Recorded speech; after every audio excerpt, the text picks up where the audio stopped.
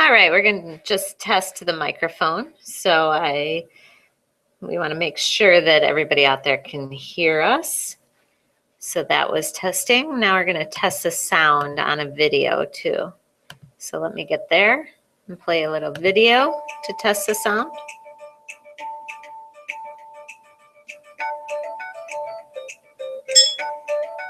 All right, we're going to just test the microphone. We want to make sure that everybody out there can hear us. So that was testing.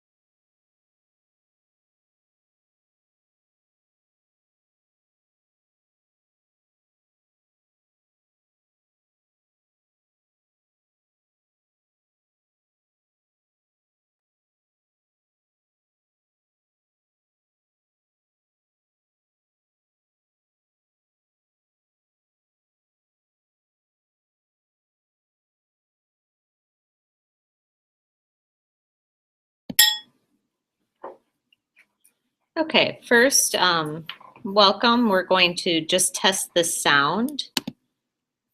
So we have our webinar and we should be good to go, but I want to make sure the sound is working.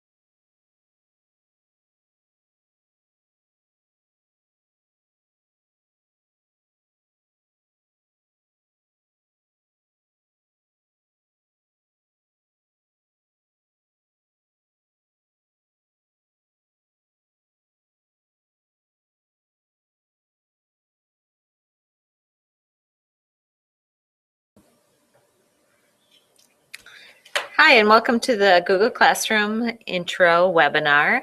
My name is Larissa Uceda. And my name is Rosie Castle. Rosie's going to be on the chat or the discussion and her phone. And I'm going to be doing a lot of the talking, but Rosie, feel free to chime in at any time. Okay, and if, like Larissa said, I'll be on the phone, email, discussion board. So anytime you have anything that you want to toss in or any questions you have, just toss them over my way and I will be glad to try to handle them the best I can. Oh, shoot. You'll be fine. All right, we're going to show you a short video. We don't have the sound today, so you'll just be able to preview. It's a real quick overview. It kind of goes through Google Classroom. And I'll start that.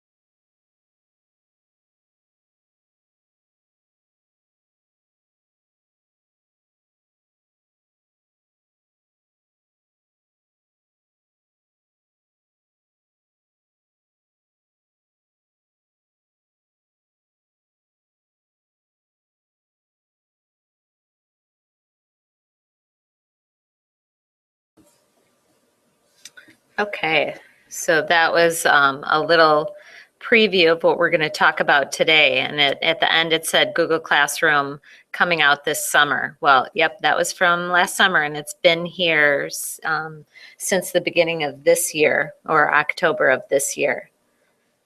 So the first thing we're going to have you do is, and a lot of you have already started and already set up your screen with the webinar and then the chat or the Q&A on the right-hand side. Again, just click on that pop-up and it will open up. And if you could go ahead and type a hello and what school you're from, and we'll know that you're here.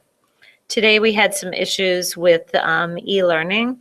So if you're not able to get that discussion board to pop up, it may not be you. It may be the system. So of course we have an alternative. You can always text your answers to Rosie, and you can also email Rosie Castle. Okay, but it looks like a lot of people are on and checking in on the discussion board. Now, one other thing with the discussion board, if you click on it and then on your PC, press F5 to refresh, you'll get to see the latest posts. Sometimes it will come through, but usually you have to refresh to see what people have posted. All right, so we're good on time. We're going to get started. Okay, so first, just a quick background and overview of how Google has come into the district, Google Apps. This year, we've had a large Chromebook initiative. Chromebooks have been rolled out to a number of schools, probably 10 to 15 schools, as student devices. And that has, to work with the Chromebooks,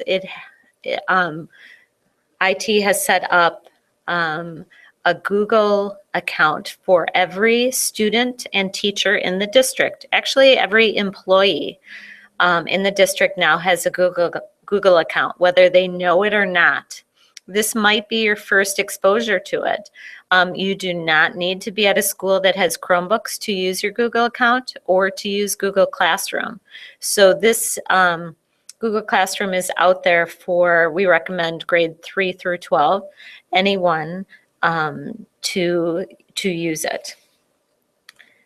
Now, to log on for a teacher, it's your ID at RCSD 121 or 121, but right now 121.org.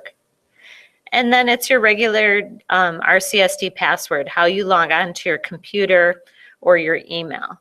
Once you change your password, when the time is up, it will automatically change your Google account. Now for your students, it's the same thing. Their full ID, the full 890 account at rcsd121.org.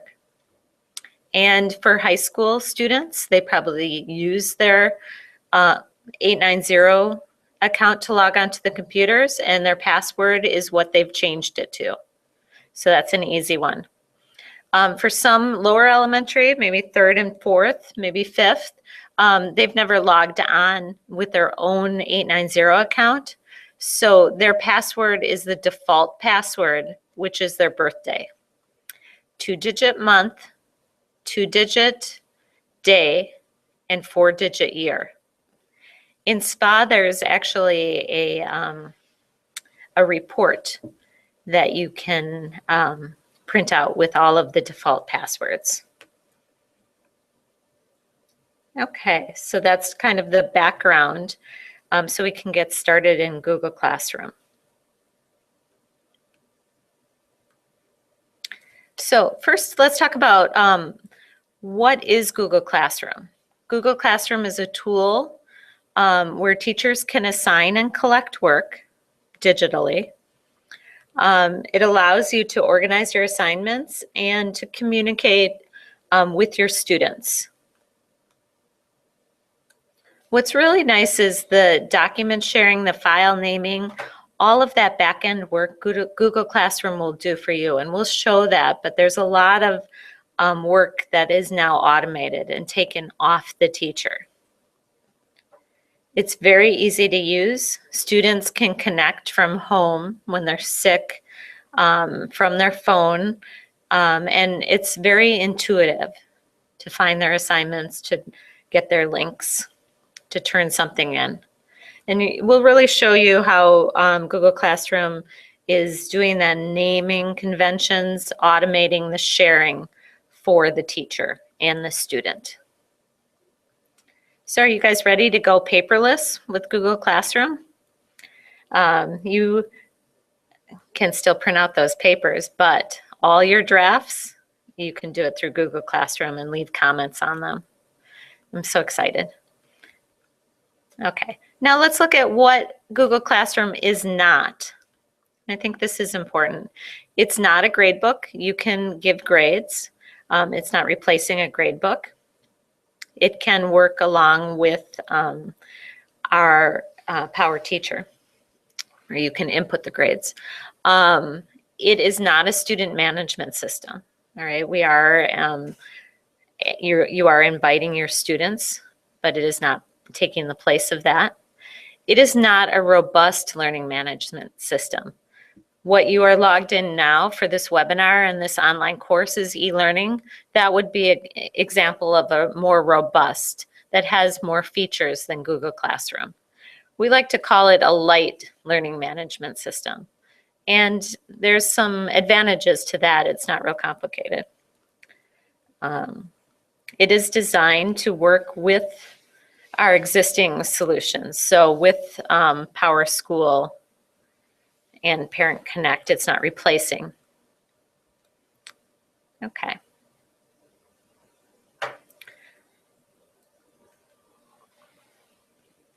So we're going to spend a little bit of time on this, and I think it really clarifies where Google Classroom falls and what it can do for you. So you have options when your students are creating documents. No longer are you going to, whatever you choose, you do not have to go to each computer with a flash drive any longer. Okay.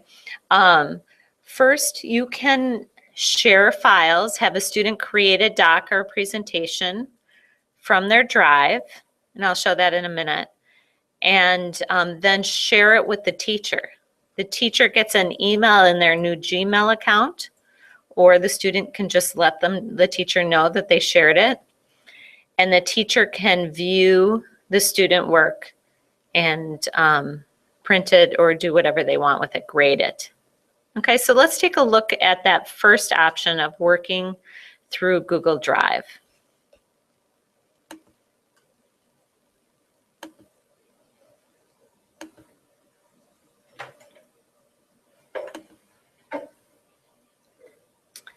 Okay, so here I am with the student logon.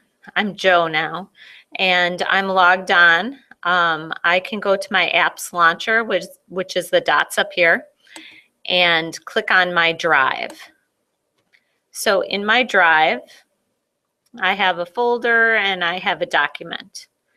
I can create a new document by just clicking on that new and Google Docs. Okay.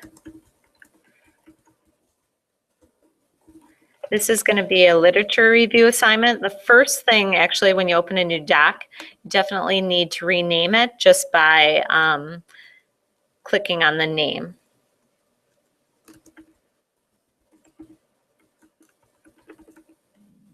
And it would be important for the student to name it with the assignment and then dash their name.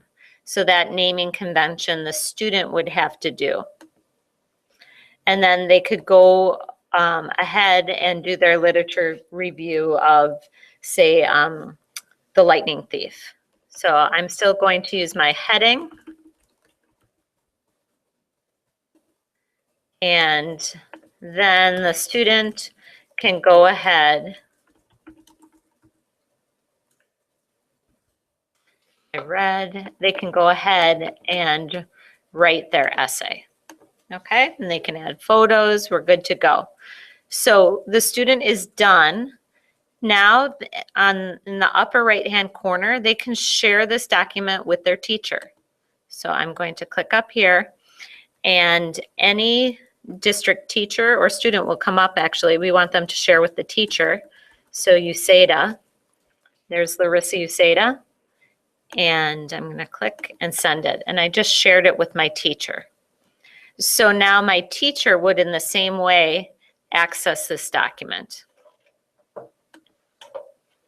So Larissa, I just want to make sure I got this right. You created a document in Drive. Mm-hmm. You had to name the document. Right. Okay. And then you had to go through all the sharing steps. Right. Okay. Yep. And as a teacher, I can then go to my Drive and click on Shared with Me, and I can see Joe's student's essay. Okay, it's still better than a flash drive, Rosie. It's much faster. Okay, so that's one way. Okay, and it's actually very effective. It works. It's a good way to start. If there is some work involved, naming, sharing, and if you were doing a lot of documents with students, your Drive might get a little disorganized. You might have a large feed of things coming in. So what are your other options? Well, we're here today about Google Classroom, so that's one of them. So in Google Classroom, the teacher creates the announcement or the assignment. And students create or use attached documents and turn them into the teacher. So they actually don't have to go to their Drive. They're doing it through Google Classroom. The teacher can review, grade, and return to the student. Okay, so, and we'll see a lot of that today. We do want to make you aware of all your choices. So there is, you can, and this is available for grades 7 through 12, you can create an e-learning class. You can take a 6-hour class and you'll have your own domain, and you could create coursework for your students to log on to e-learning and go to your class. That would be much like the online PD. So they're going to your class. E-learning does offer more options as far as customizing your class. Students can get the content, submit work, and post to discussions. Okay, so those are your 3 options. We'll see what they choose after today.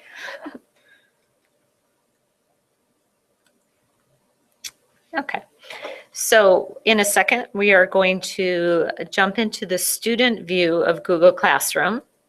But before we do that, in a couple minutes, you'll be asked to post to the discussion something you notice or wonder about the student view. Okay, so we just want to let you know ahead of time.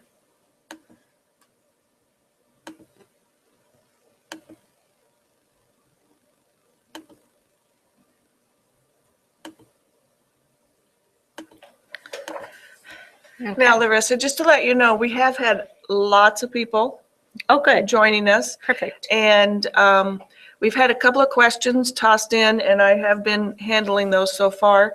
But as Larissa's going along presenting, if you have any questions come up, you're wondering about certain things, if you'll just put those in the Q&A, and then as she's going along, if it's something that she doesn't quite cover, then that way I can point it out and hopefully we can get that covered. Perfect. And then again, for that Q&A, just click on it and click F5 to refresh. If sometimes there's a nice discussion going on there that I look out afterwards and see, but that's perfect. Okay, so I'm a student, I'm going to Google Classroom. There's a couple of ways I can go to it. I can go to classroom.google.com, okay, and come here. I can also go to the student landing page, and there's this icon for Google Classroom. It's that green and yellow icon. So when I come here, it brings me to my home. Now I can see I have one class here. If I click here on the name, I will go into the class. If I click down here, it's actually going to show me the folder in the Drive. I don't want to do that. Okay, I'm going to click on the name and go right into the class. So when you look at the class, it has the name, I see my teacher, and I'm on the stream first. As I scroll down, you'll notice there's assignments, and there's kind of a large feed of assignments, and here's an announcement. I notice that there's a comment, so I can also leave a comment as a student. This one has a late, so I'm behind on some of my assignments. Kind of has a social media feed to it, and the newest item or assignment or announcement is at the top. I see the due date. Okay. Over on the left, I can view all of my my assignments. So currently I don't have any upcoming. I do have one. It's really for this week. It shows for this week. So if I click on view all, it will bring me to this page, and I have all these late assignments, and my upcoming assignment is here. Okay, due May 15th. When I click on the done, this is where my assignments that were completed, and it would show my score. Okay, so to come back, I'm going to click over on the hot dogs or the menu, and then I can just scroll down to the class. This is another way to get to those assignments. I can click on it right from here and pull up that same page. And then click on those hot dogs or the menu to click back down on my class. So that's the stream. The middle tab, Classmates, I click on it and I can see all of the students. Here I can just sort them. There's not much for a student to do here, except you will notice this mail icon. Currently, for most schools, the mail is turned off. That may be something that's being looked at to turn on for next year. So that would connect the students to their Gmail account. Okay. The last tab is the About. And this is where it's kind of the nuts and bolts. It has information about the class. It also has the name of this class in my Google Drive. So, you know, before when we went to our drive, it's creating, I didn't create this, but it is automatically creating a folder in the student's drive for this class with all the documents in it. Okay, so take a minute now and come back up and post something you notice or wonder about the student view.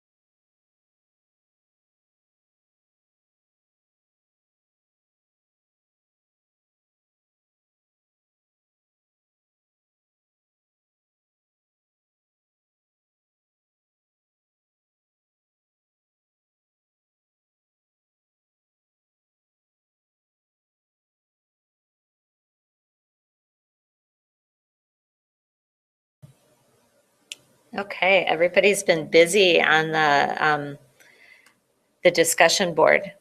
So there was one question of how is it easy to set up? We're going to go through that today, and in the online portion, the second component of the class, you'll see that, but it is very straightforward.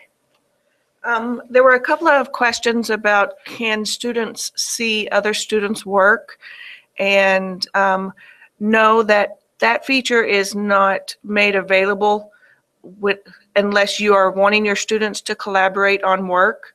It's just a one-way feature where the work goes between the student and the teacher, but there is availability where students could collaborate on work, and then students could like peer review and things like that. But no, automatically students don't have access to other students' work. Another comment was made that it has that social media feel with the stream, and that's what our students are more familiar with. Perfect, good. Sounds like it's busy over there. Okay, I'm going to come back. Anything else to add, Rosie? Or can I jump in? It seems like also some comments are about how it's nicely organized for the students, and it's a good way with the organization for the kids to easily get in and see what their assignments are. Okay, yeah, I like that organization. Okay, so let's take a minute, and I want to look at first an announcement. So I have an announcement down here. Announcement just is giving, it's more of a one-way from the teacher. So here it's an interview with Bryson Buren. Click on the link below, read the interview, and then answer the question in your journal. Okay, so this is something you're really getting a link out to your students. The link is provided. When I click on it as a student, it comes up to the website that I need to work on, view the video, look at it, and notice that it opens in a separate tab. So it's open here. I can come back to my class. And then there's nothing that I need to turn in per se through Google Classroom for an announcement. As a student, I can leave a comment.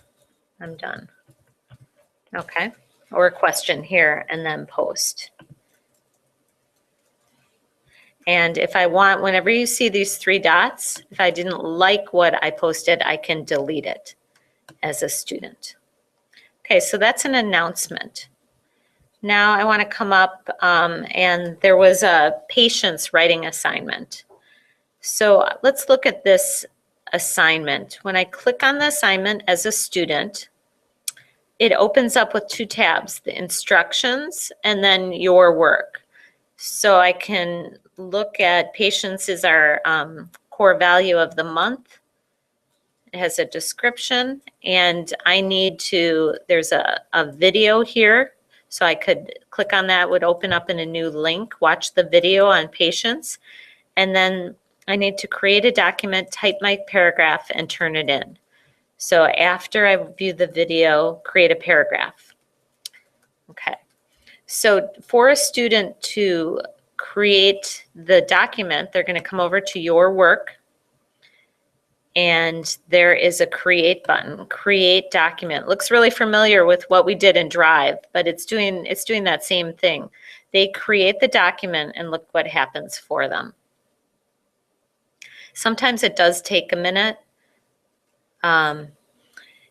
It created a document with the name of the assignment dash the student name. So all of that work we did before with naming the assignment, it does it for them. I think this is the best part because you don't have to go through the naming conventions. Exactly, because if you'll remember in that example that Larissa showed earlier, when you were working from the Drive, Right. you had to go in and name it, name the document. This automatically named it for the student. So now as a student, I can click on it from here. And again, we're working with tabs, so it opens up in a new tab. I have my document, Joe, student,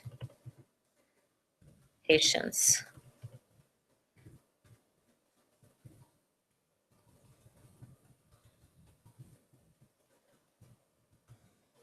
Okay, so I'm going to write my paragraph. And now when I'm done, all I need to do is come up here and there's a turn in. So I'm going to, as a student, when I'm done, turn it in. It will open that assignment back in. I can leave I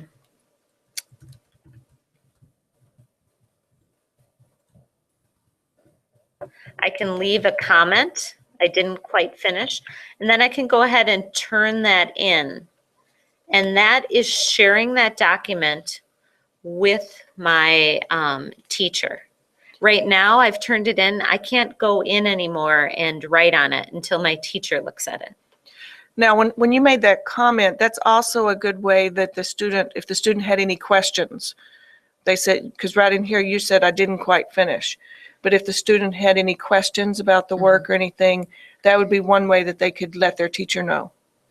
Now, there is, if my teacher hasn't gotten to it and I want to keep working on it, the only way to get like that document back, I can unsubmit it and then continue working on it and submit it again to the teacher. So that is a possibility. Okay, so I'm going to come back out and we looked at a announcement. We went in and submitted an assignment. Okay. So now we're going to jump ahead to, yes, the teacher view. So just to get you thinking, in the next portion, the next component, if you could compare the student view and the teacher view, something you notice between the student and the teacher view. And I will jump to the teacher view. For teachers, you may notice that you have, when you link your data and you log on to Chrome, you will have all of your bookmarks here. Okay. You can go to Google Classroom in the same way, classroom.google.com, or you can click on the link. So here I am as a teacher, just starting from the top. I have the ability to select a theme and change the feel for my class. I can change, not yet. So you don't have to comment right now between the teacher and the student view. Just in a minute. I just wanted to give you a heads up on what we'll be asking you to do very soon. The teacher can also upload a photo. So now to look through the 3 tabs on the stream, the teacher has all of their past assignments and announcements scrolling down in the same way.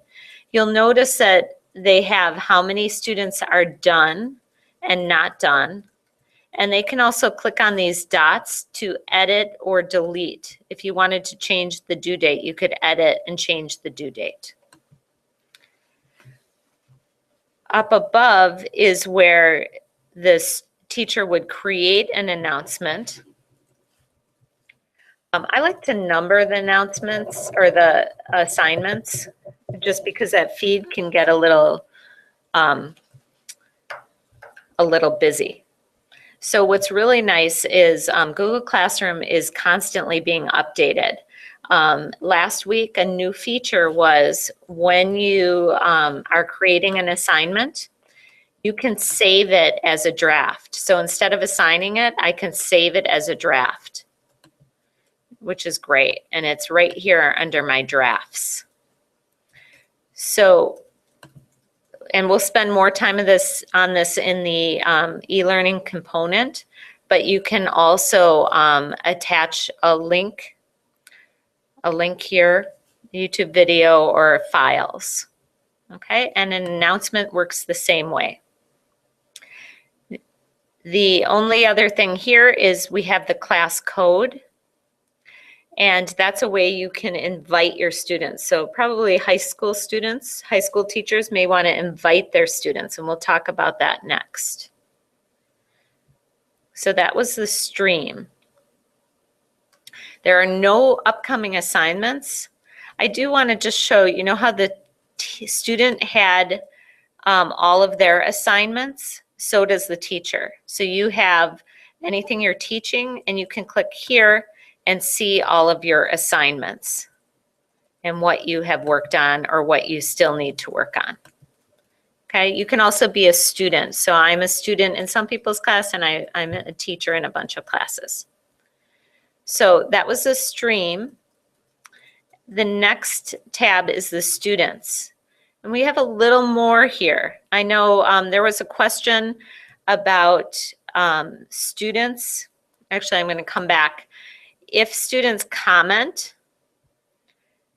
in the stream, a teacher can always delete them, or they can mute the student so they can no longer comment, okay, until you unmute them.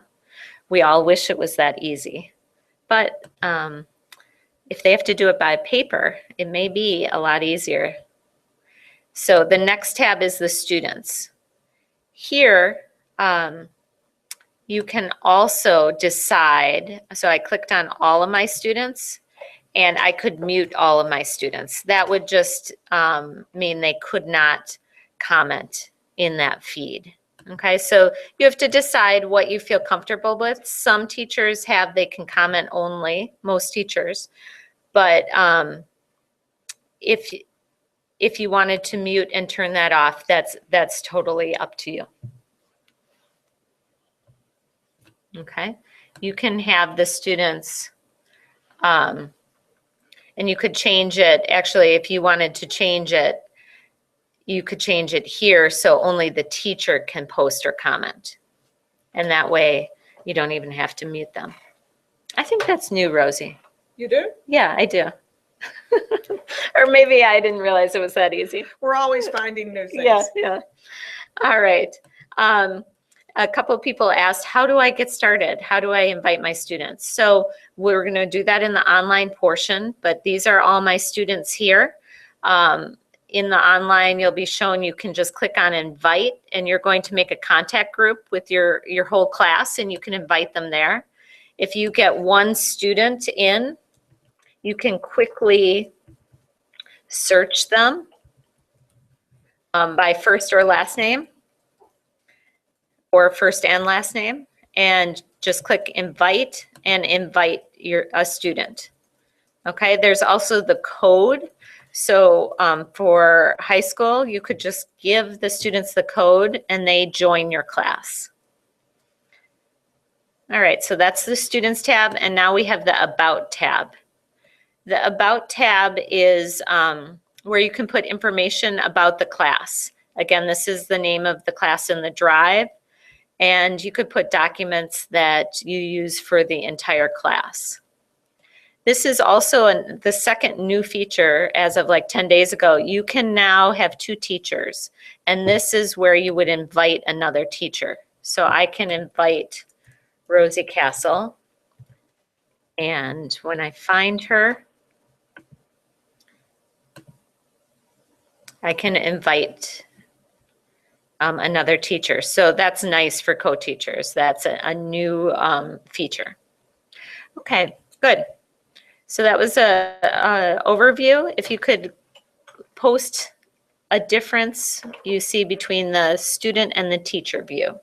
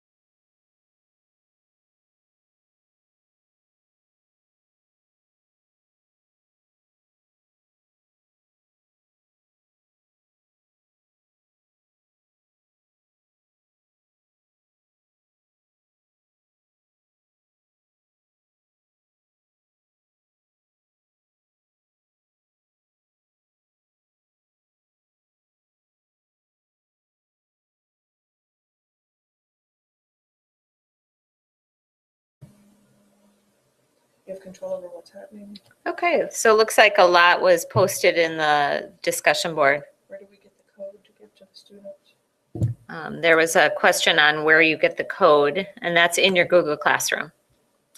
So I'm going to come back and I can show you that. Actually, in your stream, there is the code right here, class code. It is also under the Students tab. Now, earlier we posted an assignment, okay? We turned in an assignment, that patience writing assignment. Let's take a minute and look at it from the teacher side. So I see that one student is done, 9 are not. I can click on this one student, and here I have Joe student. All right. This, you can change the points of an assignment. So you could have it 50 or 20, but you can also click right on here. And if you just want to keep it out of 4 or a 10-point rubric, you can change that here. I'm going to click on Joe Student, and I see that shared Google Doc is right here. And I click on it and I open it. Okay. Within Google Docs, there's a lot of possibilities or opportunities to comment on student work. You can highlight an area and comment. Okay,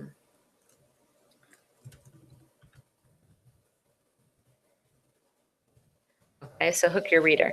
And as a teacher, I can leave comments or about editing for the student. When I'm done, I can come back to the assignment. I can click here and grade it. I'm going to give a 0. I can leave a private comment. Please finish. Or I could answer that, and I can post that.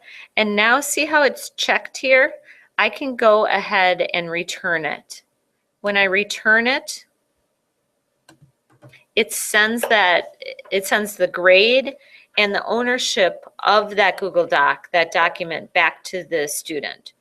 Now the student could go in to the same assignment, see their grade, and if they wanted to, make the changes and turn it in. Okay, so I'm going to come out of this, and I can see that, you can see that it's really easy to keep right on top of your grading. It's as simple as, oh, someone else turned it in, quick go in, read it, make comments, and return it. And I think that's been probably the biggest comment that I hear from teachers, that they're really up on the grading, and the students really like getting that feedback. Yes. Okay, so that's pretty much for the teacher view. You know, we had a question about someone asking, when a student is posting, is there a way that you can pre-approve? Good question. No. As a teacher, or do you want me to answer? You could have answered it too.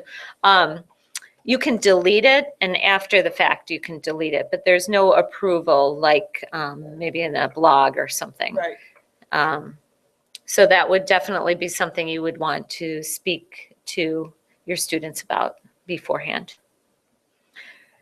There is an app in the App Store and the Play Store for Google Classroom, and this app just keeps getting updated. It's pretty slick. It's pretty easy to use. You can easily go between your classes, do some grading. It's not fully functional, but it is getting there. Especially for high school teachers, where more of your students have a smartphone, it's an excellent option. So I think that's a really nice feature of Google Classroom. Before we move on, there are several people that are asking about students collaborating and students doing things like that. And we don't have a lot of time here in the webinar to get really in depth in that. And if you are really interested in that next step in Google Classroom, we do offer more ideas and more activities with that in our intermediate class. So we just wanted to throw that out there. Okay. All right, so just to review, we talked about some of the options, sharing files through Google Drive. Google Classroom that we talked about, we recommend it for grades 3 through 12. For K1 and 2, maybe teachers can use it professionally, but with students, I would think 3 through 12, and then e-learning as a possibility for grade 3 through, or I'm sorry, 7 through 12. We are doing pretty well on time. We like to keep this component a little shorter, not the full hour, so you have time to do the final ticket out the door. So if you could now post one thing you learned or one question you have. And while you're doing that, I do want to say that the next component of the class is the rest of the e-learning class. So you have 1 week, Wednesday through next week, to go through those tasks. And that is really the how-to component, like how to create a contact group, how to, we have videos, and I think it will be very clear. Exactly, because this was just the introduction and to really get you thinking about how could you use Google Classroom. It sounds like they were thinking. There was a lot of questions and a lot of thinking going on over here.